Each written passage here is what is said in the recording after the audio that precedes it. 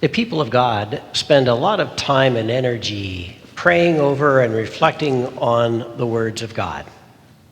For the last 2,000 years, we've been trying to understand the words and teachings of Jesus, even longer for the Word of God from the Old Testament. In some cases, I think that we're evolving the ideas appropriately. Other times, maybe according to our own designs.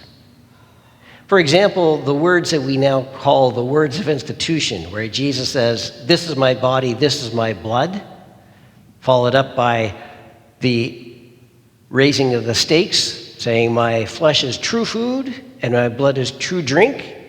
If you don't consume it, you will not have life within you."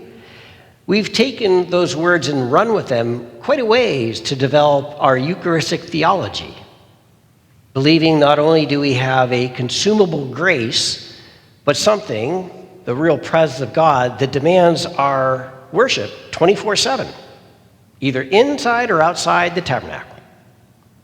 We tell ourselves that we're pretty sure that we got this right. It's important enough that God would be with us to guide us in this evolving theology, that it was inherently there in the words of Jesus. I wonder if we do that consistently with other words of Jesus. In particular, this gospel passage is kind of setting up a framework for discipleship and evangelization.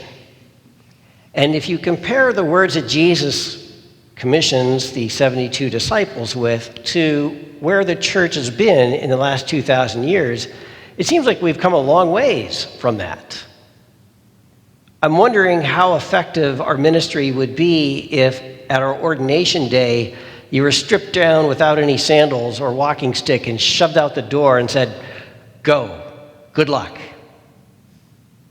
And yet Jesus sent out the disciples, the 72 in this case, the 12 apostles, and then the church has come a long ways with that very basic beginning.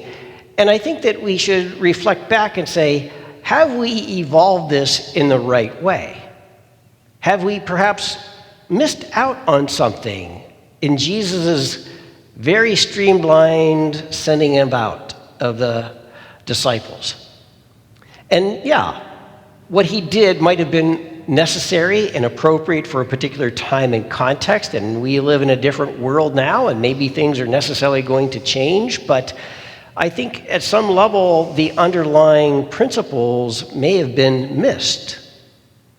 So even though at our ordination we make a promise of simplicity of life and promise of celibacy, and maybe that in some way represents a stripping down, to compare what the average priest looks like today to what the ministry was 2,000 years ago is radically different.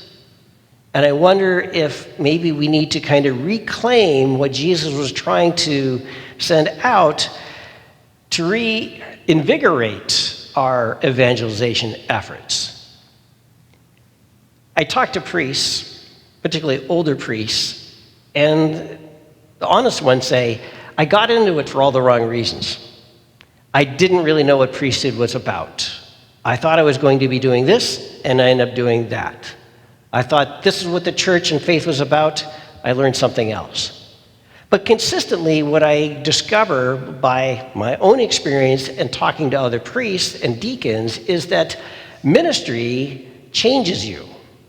It's supposed to be an ongoing conversion within the individual. It's not like you go through seminary, come out fully formed in everything you need to know about your spirituality, and then you just dole it out like goods to the sheep. It's an ongoing conversion process. And if we're not going through that, how can we lead others to their own conversion experience? And so when we hear the words, ask the master of the harvest to send out laborers, do we have a clue what we're actually asking for? Or for ourselves individually? Do we even know what it means for ourselves personally to be harvested?